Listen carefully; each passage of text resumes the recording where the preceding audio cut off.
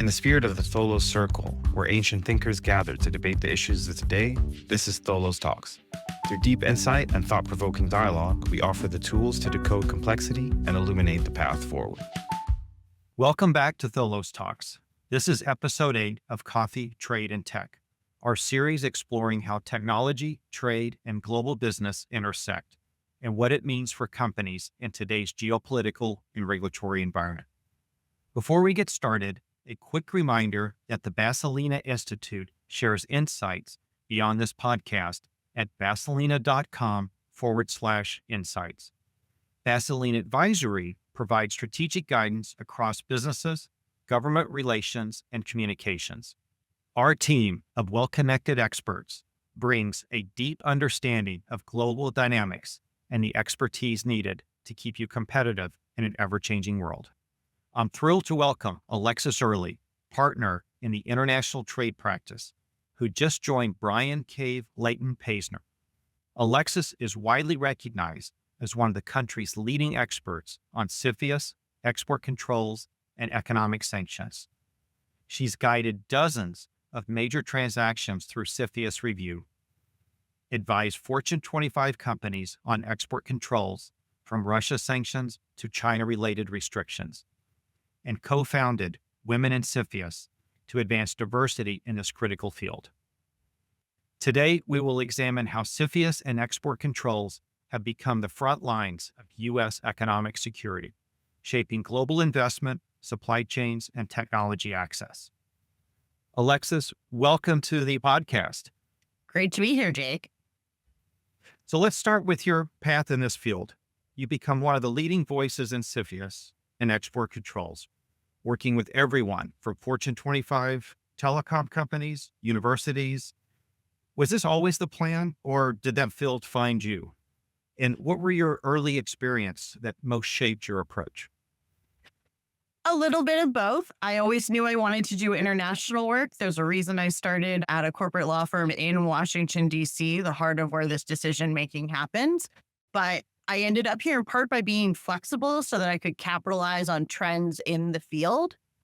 My early experience at the legacy patent box, one of the real lobbying titans of Washington, D.C., really shaped my approach to practicing even in the regulatory space, because there the ethos was to be creative, to create change, to be on the front foot.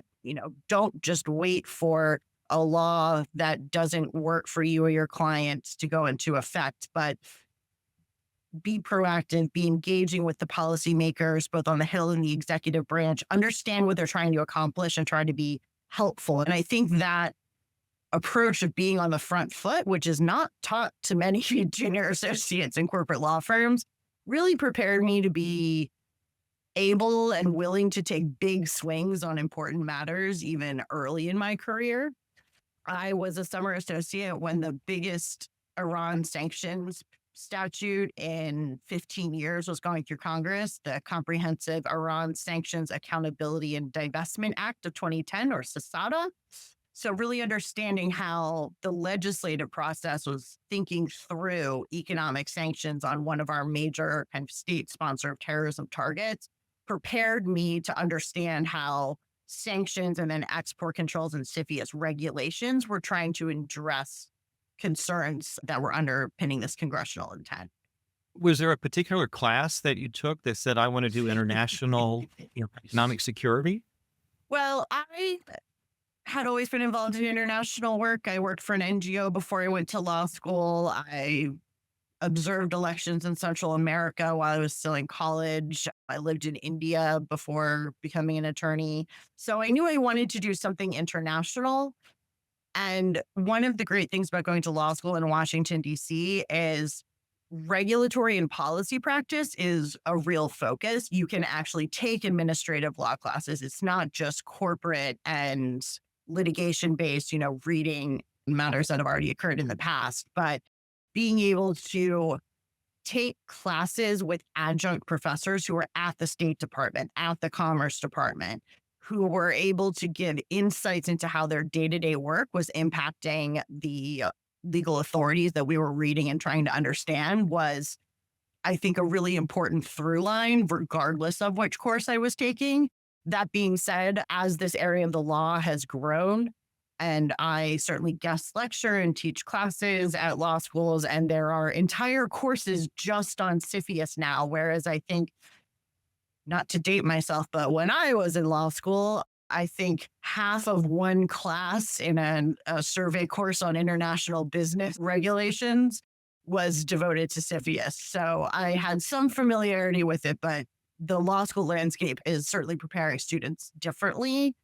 I think it's important to just be able to be flexible. And that's something that you can really do in the regulatory space, because what you're really trying to accomplish is helping your clients who are businesses meet their business goals. And the regulation or the approach may change, but that goal remains the same.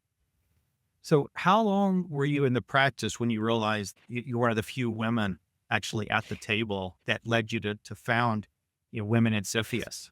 I don't think it takes very long to look at the panels at the various conferences and whatnot. That being said, I think there has been a real shift in the past decade or so from when, early in my career to now. Visibility is important. And there are certainly more senior female partners around the city who I have turned to throughout my career. And part of co-founding Women in CFIUS with some of them was I wanted the opportunity to work with them and learn from them more. And I think we all wanted to information share more. So is the mentor-mentee relationship kind of a key foundation of the practice, the Women in CFIUS? Yeah, it's taken different forms over the years. I think the group was really helpful to folks during COVID to have more senior women talking about what work-life balance looks like in a crisis, whether it was them living through the financial crisis, the Great Recession. We have had mentor-mentee circles.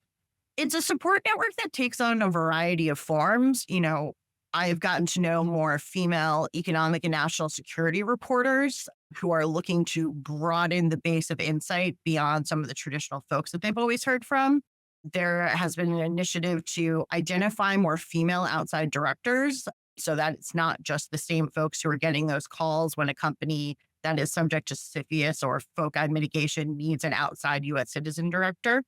And also just bringing female associates into the fold earlier in their career so that they know there's a community of folks out there that they can call upon. And just from experience in DC, if you don't have a support network, it's going to be a long career. I've actually heard from male attorneys in the CFIUS space who have praised Women in CFIUS. One of them has reached out to me consistently every time he gets a new female trade associate to say, hey, can you add her to the listserv? Another one has said, there is an overall CFIUS bar. It tends to be a little more one-sided when we hear from the regulators in that context. We're more absorbing information. Whereas when we bring the regulators to Women in CFIUS meetings, we have no fear. The first ever Senate confirmed assistant secretary or undersecretary who was overseeing this, I think, left one of our meetings a little beat up. But I think part of it is we're not afraid to be vulnerable in front of each other. We use this network to ask each other, hey, have you ever seen this before? And as a result, we're willing to ask those questions in front of the regulators, which has just led to a more robust discussion. There's a male partner at another firm who said, we always get together and think what questions we want to be asked there because you get more information in that forum, which I think is interesting, not just showing that it's supporting at a deficit, but it's actually a real, driver of information, which drives our business. Well, and what a great addition to policy development. Yeah. I guess as we take a step back for our listeners new to this topic, can you explain a little bit what are export controls and why have they become so critical to U.S. foreign policy?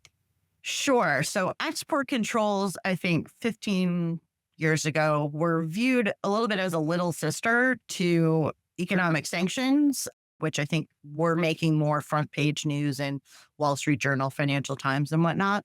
But export controls, essentially anytime a physical good, software code, or information that helps you know how to design, produce, or use any other item crosses a border, it can be restricted for export controls purposes.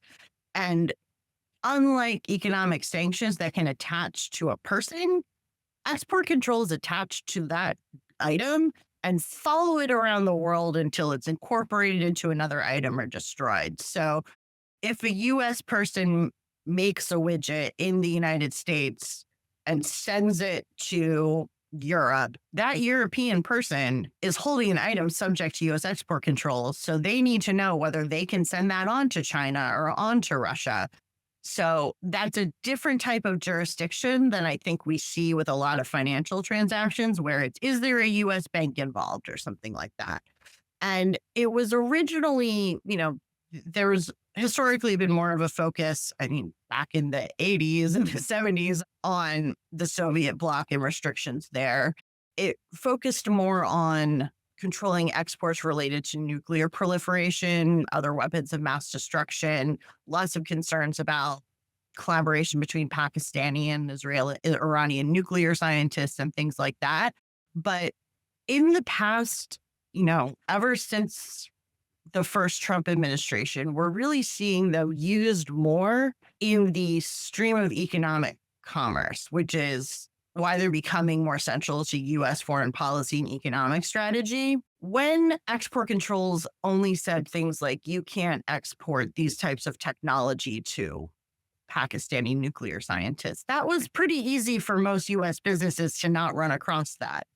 But now that they are being used for all sorts of, quote, dual use items, things that have civilian and military purposes, like semiconductors, like other sorts of telecom and information technology, that implicates a lot of US businesses who may now have restrictions on sending these items to places like Russia and China, where the US just has a lot more trade ties. In the last, I almost want to say 8 years, maybe 10 years, we've seen really an explosion of these controls into new areas.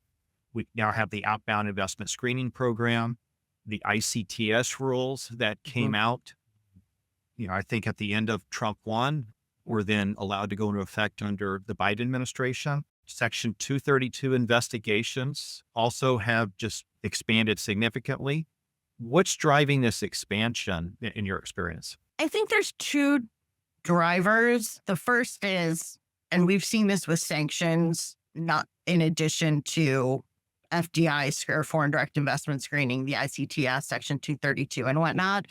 It is very difficult for Congress to vote or the executive branch to decide to put boots on the ground to address a geopolitical conflict with a nation state or a non-state actor that the U.S. government has foreign policy or national security concerns about.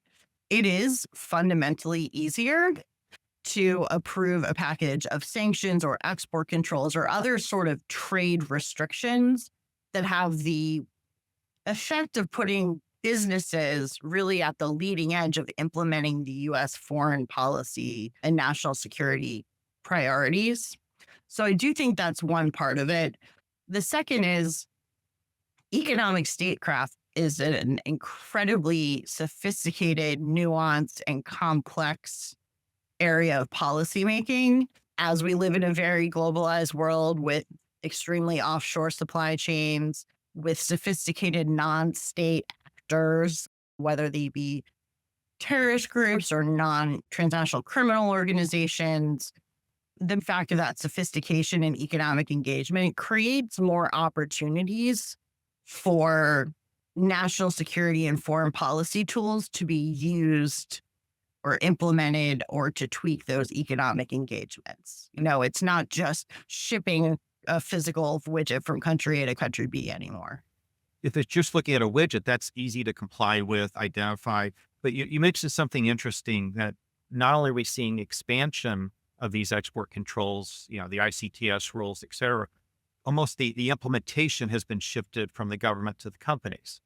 How should companies think about compliance with these export controls, due diligence, know your customer, know your vendor?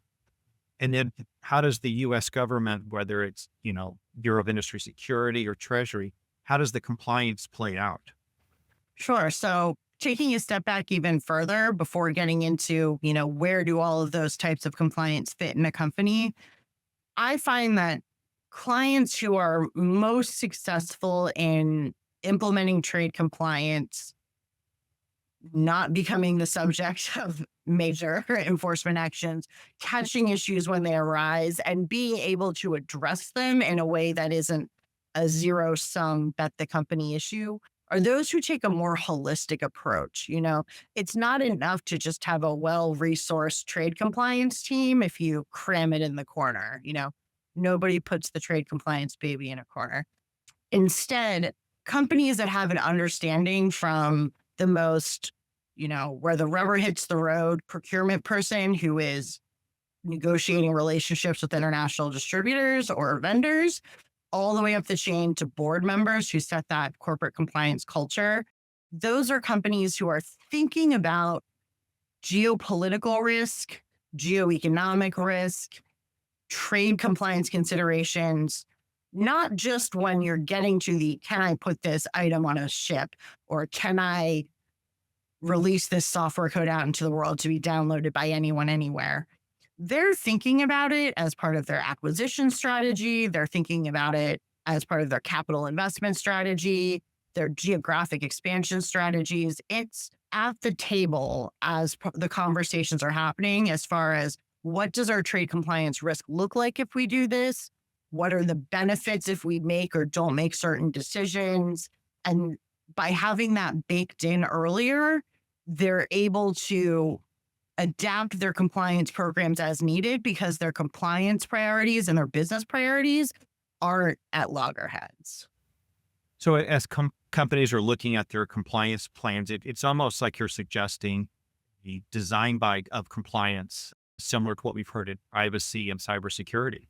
Exactly. I mean, I have presented alongside Commerce Department officials, FBI officials who help with enforcement, Homeland Security, HSI investigations officials, to directors who, at their annual board meetings, want to understand what the risks are. They want to understand, if they're seeing U.S.-China or U.S.-Russia trade tensions in the news, they want to understand what that actually means for their business, because trade compliance is so sector and geography specific. If you're a tech startup, you can't just look at what an aviation company is doing and say, we'll take their program and apply it to us.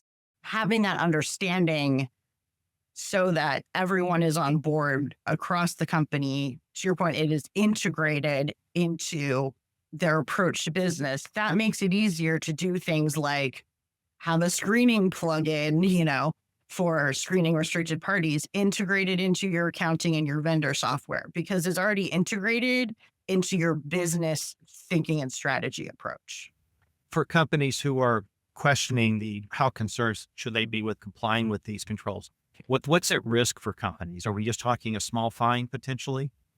We are talking hundreds of millions of dollars. We are talking, if it is an economic sanctions violation, we've seen banks get hit with fines over $1 billion. Every potential violation, which means every single transmission of an item, whether it's a software download or a physical item, the fine for that goes up every year based on a very archaic law called the Civil Monetary Penalties Inflation Adjustment Act. That essentially, it can be between $350,000 and $400,000 a pop if you commit a violation. Now, imagine if you're shipping, hundreds or thousands of semiconductor chips. Each one of those can be a violation.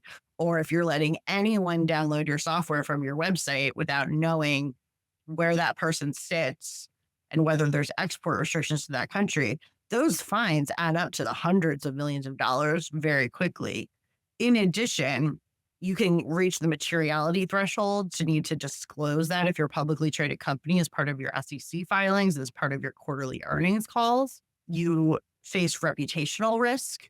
I have worked for clients who are saying, we don't want to source from that company anymore. We could, but given the amount of trouble they've gotten into, that's going to be an additional compliance burden for us to look over their shoulder. So we'll just go with someone else. So there's real business impacts to that reputational risk. And we have increasingly seen, especially in this administration, but we have seen bits of it in the past, the government getting very creative and muscular with its enforcement. So forcing companies to allow the government to sign off on certain business strategies or certain directors, or forcing the company to accept essentially an in-house Commerce Department export controls person in their company.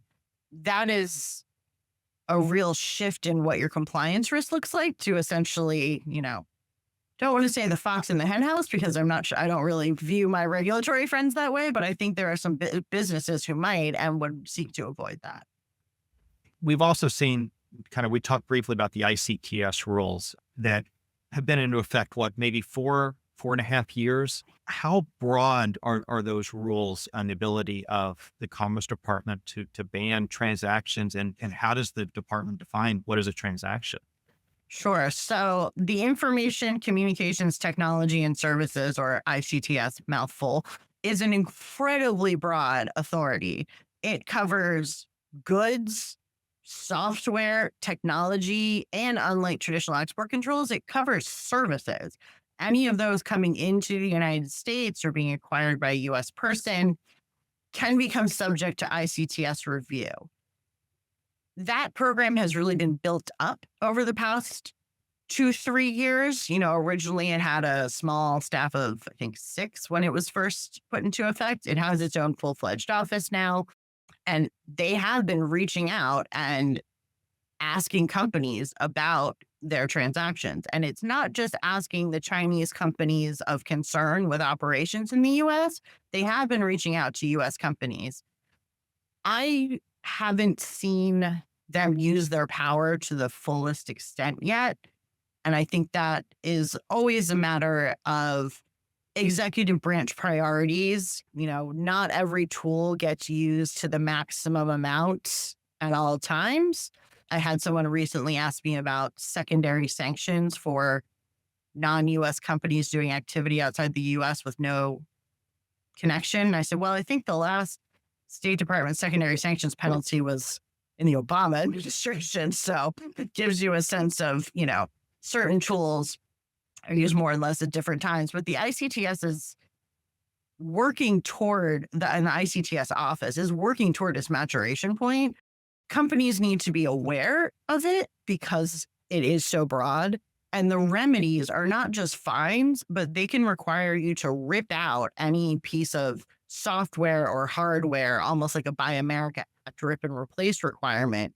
Even if a company is not making a decision based on whether a particular import of ICTS technology or services will trigger immediate concern, they do need to be aware that the long-term concern doesn't go away as the ICTS office becomes more mature, starts reaching out about more, quote, non-notified transactions, saying, hey, we heard you bought this type of software, or you're using this, you're outsourcing this sort of technology or software development to China. So it will continue to evolve. And I think that's a place where companies can be caught flat-footed if it's thought of as like a switch on, like, okay, now we start caring about ICTS risk. Rather, it's something that, you can become increasingly concerned about over time, and calibrate your concern in a risk-based manner of what is your exposure to countries of concern, what types of items are you acquiring. As I've read through the original rulemaking, the breadth was just mind-boggling. The Federal Register notice was so big, it broke my home printer. Yeah, it went on and on and on. Like, oh, wow. When the Biden administration implemented kind of the first cut of that, we saw Kropetsky and connected vehicles for issues of concern. That seemed to go through kind of, normal process, public notice, comments, engagement. My sense is, and correct me if I'm wrong, is that's one approach that the ICTS office can take. Or it can just simply put out a list and say, these are now prohibited transactions from technologies, companies in countries of concern. Yeah, there's still a lot of unanswered questions about the scope of certain definitions because they can be interpreted multiple ways. and the scope of how that power is going to be used, in part because it is such a new regime, and in part because we just don't have a lot of data points yet. We know they're reaching out to companies. We know that their tip line is being used by companies essentially toweling on each other for business purposes. We haven't seen, full-fledged, sustained, large-scale enforcement yet. It's possible that we will see different uses over time. In the same way we've seen an evolution of export controls and which types of companies get put on the entity list. In the same way we've seen, sanctions grow from designating individual people and companies to sectoral sanctions to secondary sanctions. So I think it's important for companies who may import information or communications technology and services from involving China, which is probably most of the American marketplace, regardless of industry, to be aware of how the ICTS is growing and evolving. It seems that every few years, you think, the breadth of these export controls cannot get any broader or wider. But yet, October 2022, we saw the new controls on semiconductors for China that were, I think, described as unprecedented. And then most recently, I think a week or two ago, we saw that Commerce just decided we're going to expand the definition of the 50% rule to include affiliates and subsidiaries. How can companies kind of keep up with these changes, engage in business operation planning and then compliance at the same time? I think this underscores the importance of being proactive and being engaged, whether it's through your trade associations or companies' individual relationships with the regulators, because sometimes they have different needs beyond what a trade association can support, to, joining the technical advisory committees, the TACs at the Commerce Department, or DTAG, the Defense Trade Advisory Board at the State Department for military controlled items. By being engaged, these announcements would come as less of a surprise. Ever since the first Trump administration, and possibly even before that, the various government agencies were thinking through not only how to restrict exports of particular semiconductors, but in particular, restricting exports from the US and from third countries of semiconductor manufacturing equipment, to not only starve certain Chinese industries of US chips, but of the ability to make the chips themselves.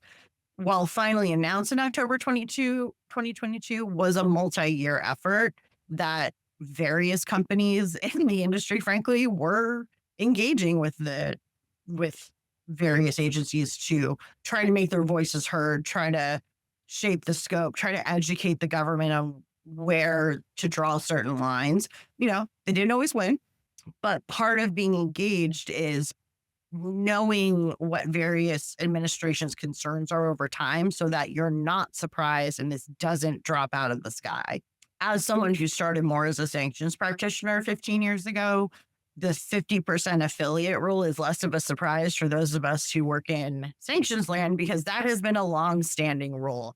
And for those of us who have that insight, it's been a tricky task to advise clients on entity list restrictions, because we could see how companies on the entity list were using their subsidiaries and affiliates to fairly easily circumvent the restrictions on, whichever of their sibling entities was on the entity list. And you ended up needing to do substantial diligence in that context as well to say, well, it's going to the exact same office park, to the exact same building, just to a newly incorporated entity, even if that entity isn't on the entity list, the Commerce Department still, it's a strict liability regime to violate export controls. So if you suspect a sham transaction, you could still be liable. And I think those of us who have the 50% rule from sanctions in the back of our mind were aware of those risks and didn't view that as a simple, we'll send it to this entity instead, and therefore we're complying. So in some ways, this is the Commerce Department aligning with OFAC on the sanctions matter. And while it does create more compliance concerns for companies. It also can help with clarity of when to say no. Companies have been spending hundreds of thousands of dollars on third-party diligence reports trying to determine, which which business unit of a giant Chinese conglomerate is okay to deal with. And in some ways, it is easier to know that none of them, because they're all owned by the entity listed parent, especially in a world where the Chinese government doesn't allow, especially non-American, diligence companies to operate freely on the ground. We have seen several diligence and investing companies have their offices get raided, have their employees get thrown in jail. Companies were spending all of this money on diligence reports that weren't able to give them the actual clarity to make decisions anyway. So there are certainly concerns about the number of entities that will now be de facto restricted due to this rule. There also is some benefit of clarity there.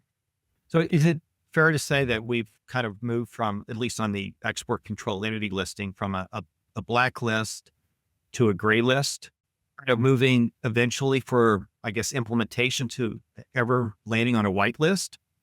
The U.S. government is generally disinclined to implement whitelists. We've seen CFIUS struggle with this in the context of the accepted investors from certain jurisdictions, because a whitelist can mean that the agency loses jurisdiction over a transaction or loses visibility over it. And sometimes, as we have seen, the Commerce Department is willing to grant export licenses, but they want you to apply for them so they have the data and they see what's actually happening. So they are less inclined to create a whitelist, but it does create a challenge of, yes, you have to do more digging. You can't just look at a list. You have to see who owns it. But we have seen an evolution in the marketplace there as well in two ways. First, we have seen screening companies get more sophisticated in the type of information that they provide. Or, we've seen companies seek screening from multiple providers to try to triangulate ownership. But at the end of the day, if the answer is we can't tell, so we're just going to say no, that is actually a concern for those Chinese companies or anyone who has a tie anywhere in the world to someone on the entity list. When the same happened with the first ramp up of Russia sanctions in 2014 after the annexation of Crimea, we saw Russian companies with very complex and previously opaque ownership structures start putting their organizational and ownership charts on their websites to make it easier for companies wanting to do business with them to be able to say, okay, they're being transparent about this. We have the information we need. Yes, of course, we'll pressure test it, but it created more transparency because they knew if it was a gray area, they were losing business. Similarly, entities that had some sort of relationship to someone who was sanctioned post-2022 in Russia, we started seeing them hire law firms to conduct internal compliance assessments of their ownership charge and be willing to share, waive privilege and share those law firm generated memos saying, these are all the facts we looked at, we're attaching the corporate registry certificates. So while I understand the concern in the market, especially with a large, Chinese conglomerate, we do have a parallel in the Russia sanctions context. And we saw, at the end of the day, those companies wanted to do business and make money, and they became more transparent. Whether Chinese companies under Xi Jinping's administration will be willing to do that, I think there are additional geopolitical and domestic Chinese political factors that we have to consider. But I don't think that it is now we just have to throw our hands up because we can't figure this out, because we have seen changes in the market to allow companies to continue doing business. Yeah, I never thought of sanctions as a sales pitch. Hey, we're legal. We're legal. Yes. Fascinating. So I want to carry on the Russia thread a little bit. In a past life, I think for both of us, we both kind of survived the initial Russia sanctions after the invasion of Ukraine. If I recall right, I think we had a standing call every morning at 8 a.m., sometimes even on Saturdays, to make sure that we understood the dynamics, what's changed, where are we? What was your experience like on the outside counsel side of the table as we were going through that process? And I guess, what were your key takeaways? understanding how your clients' businesses work is extremely important. Getting up to speed if they're a new client is important, but it's one of the reasons why I love doing this work. No shade meant for very important litigators and transactional lawyers, but my job as regulatory counsel has allowed me to work with numerous business units inside companies.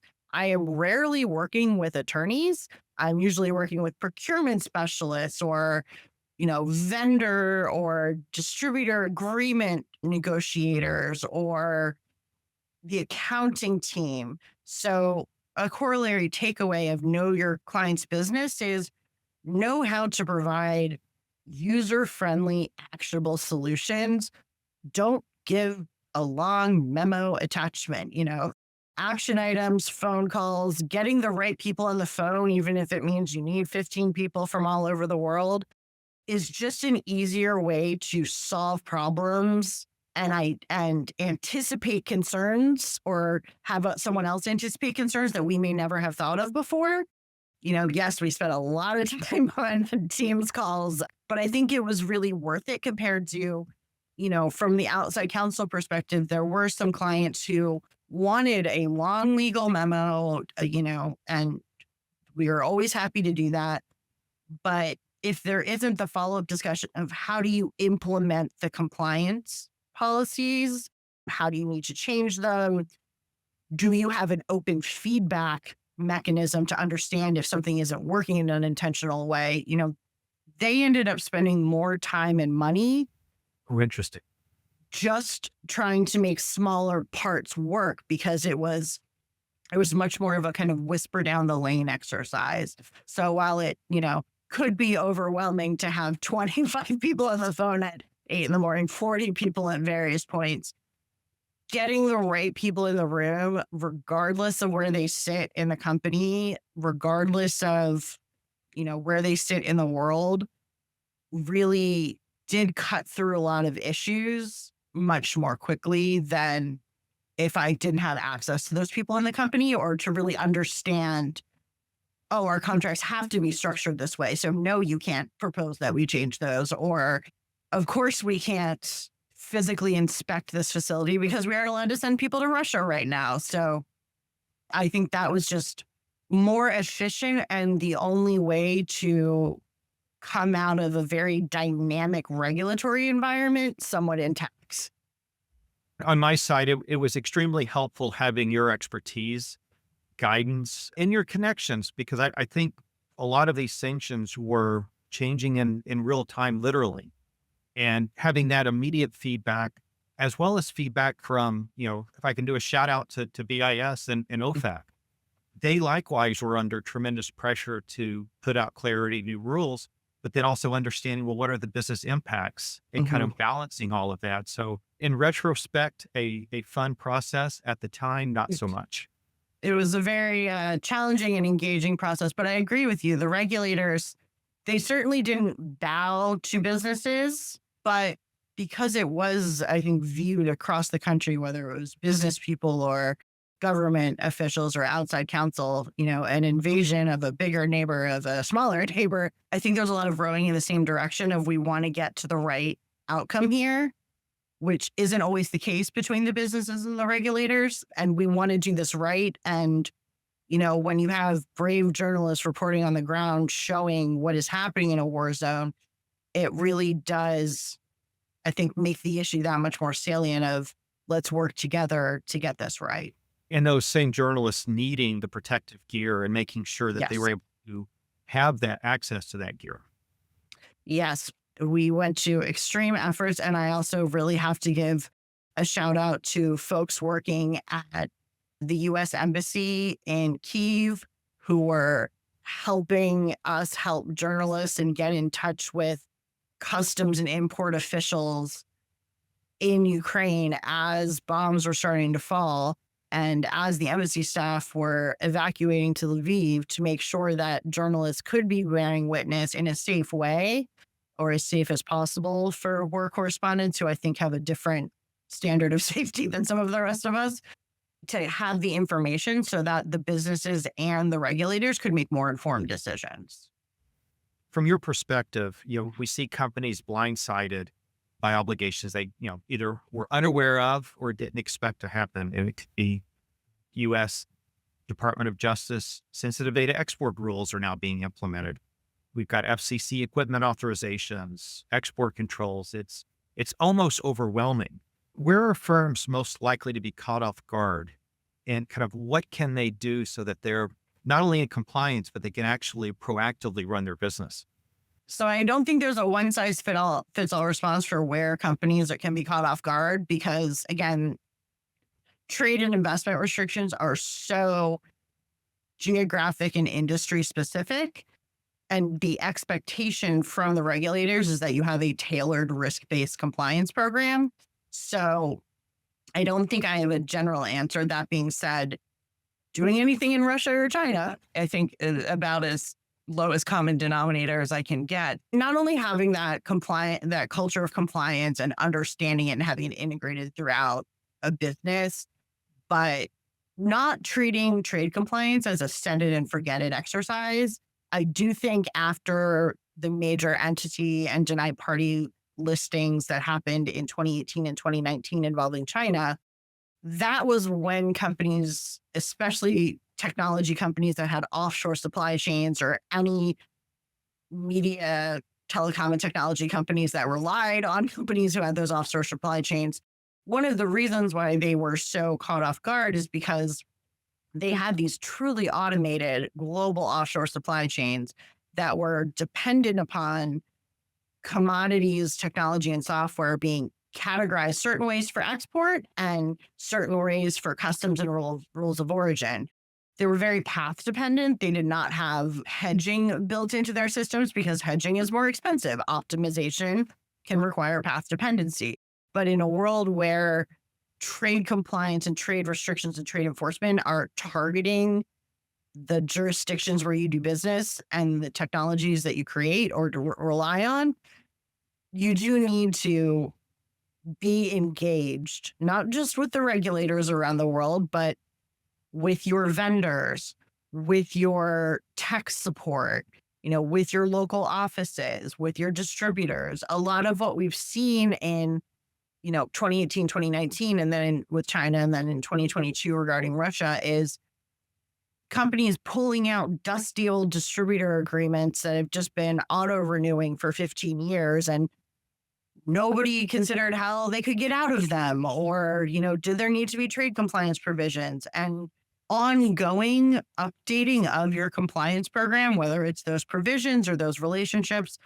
It's difficult for companies to choose to do that because it costs more money to vet 2 suppliers instead of 1. But it costs even more money if you're operating in a jurisdiction or with a technology where one of those suppliers is increasingly likely to no longer be available for you. So your risks are going to look different again, depending on your industry and where your geographic exposure is. But one way to mitigate that is to be building in flexibility, finding additional suppliers, not having sole supply agreements where possible, not having, yes, you may be able to get better commercial terms if you enter into a 10-year agreement, but do you maybe want to enter into a 5-year agreement with option to renew to give yourself more flexibility? Compliance requires more vigilance from everyone across the company, and it is not a set it and forget it exercise anymore. And frankly, this is not changing. Law students are taking entire courses on CFIUS because it's not something that matters to businesses. Like, this is not sanctions are going away, export controls are going away situation.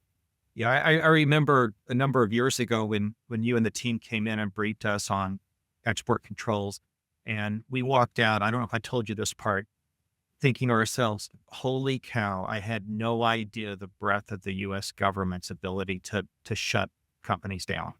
Mm-hmm. That underscores what we were discussing earlier, where we haven't seen ICTS as a full-fledged enforcement agency yet. That is the next step in its maturation.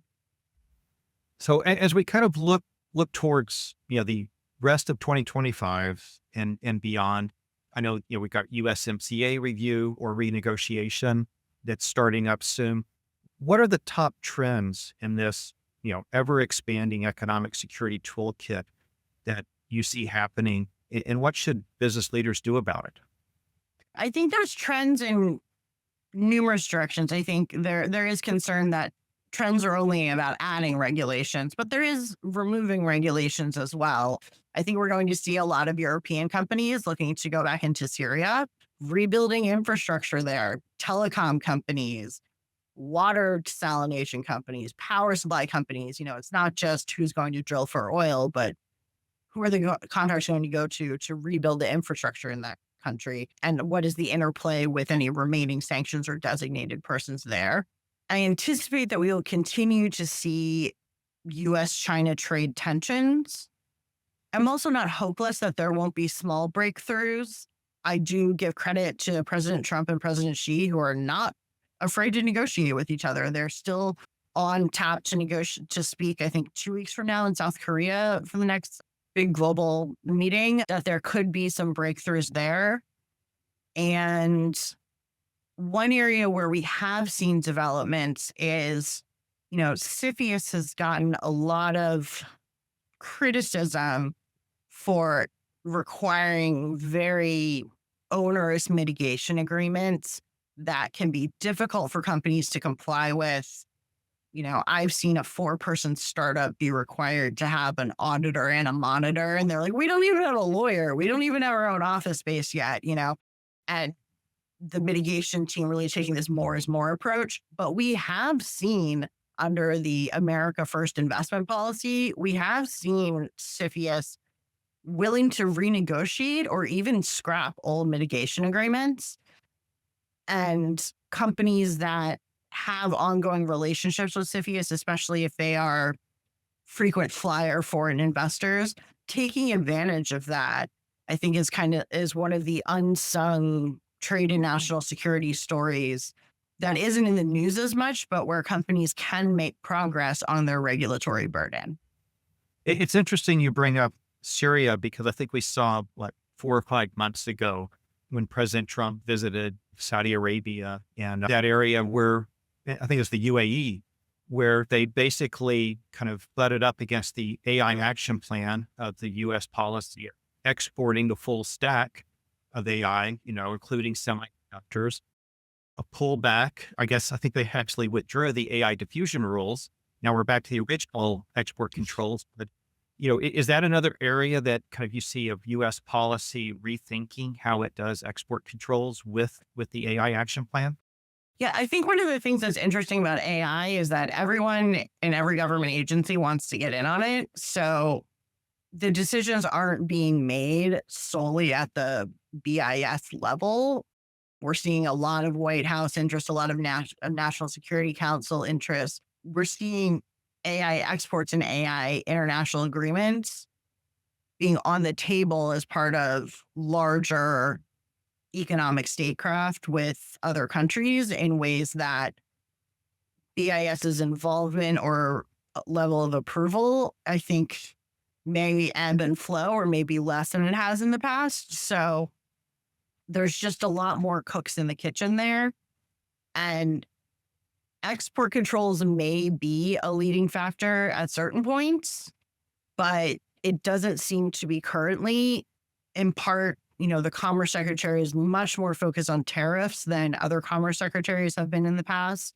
There have been a lot of leadership changes at BIS. A lot of long-term knowledge has been lost there. So it may be taking a leading role behind the scenes in ways that we just can't see, but it also may not be currently. So I think when it comes to AI, companies need to be aware of how various agencies are weighing in and not just limiting their focus to BIS. It kind of reminds me this fundamental question at BIS is, are we just implementing an existing rule, or is this a policy issue? And if it's a policy issue, it's kind of at a higher pay grade. Yeah, and getting those folks at that higher pay grade actually confirmed and in place. I mean, we're still missing leadership over OFAC. We're missing folks, and some folks are gone for good at BIS. We do still have, ongoing leadership at ICTS. CFIUS is still waiting for its assistant secretary as well. we are seeing in some areas a real holding pattern or an unwillingness to step out on a ledge without policy or political cover, especially because trade policies are more apt to change on a daily, weekly, hourly basis. And that change can be good if it goes in your favor. So it's not always a bad thing, but the uncertainty in and of itself is problematic for companies. So staying active and staying engaged can allow them to do better business planning and be aware of which executive branch agencies are really taking lead on certain issues at certain times. And I think that kind of leads us into the final question. If you could leave every board member of a company with one sentence of advice for navigating export controls, what is that one sentence you would advise them? Building a culture of compliance allows you to take advantage of opportunities, not just restrict your business. Well said, Alexis. Thank you for joining us. It's always a pleasure talking with you. You've been a dear friend for I won't say how many years, but a number of years. Leave it at that. You've really drawn a clear picture of how dramatically the economic security landscape has changed. From a narrow set of export control rules to now a comprehensive system spanning investment screening, data restrictions, supply chain reviews, and multiple enforcement regimes. For our listeners, the takeaway is straightforward. National security and economic security are now inseparable. These are business realities that shape market strategy, partnerships, and growth. Companies can treat them as compliance afterthoughts, do so at their own risk. That's all for today's episode of Tholos Talks. I'm Jake Jennings. To learn more about Basilina's work at the intersection of trade, technology, and global business, visit basilina.com/insights or email me directly at jake.jennings@basilina.com. We'll be back soon with more conversations that go beyond the headlines. Thank you, Alexis. Thanks, Jake. Always a pleasure. Thank you for listening to Tholos Talks, a series by the Basilina Institute. Available on Spotify, YouTube, and SoundCloud. Make sure to follow and subscribe to our channels to stay up to date on upcoming episodes. To learn more about these topics or the work we're doing, visit the Basilina website.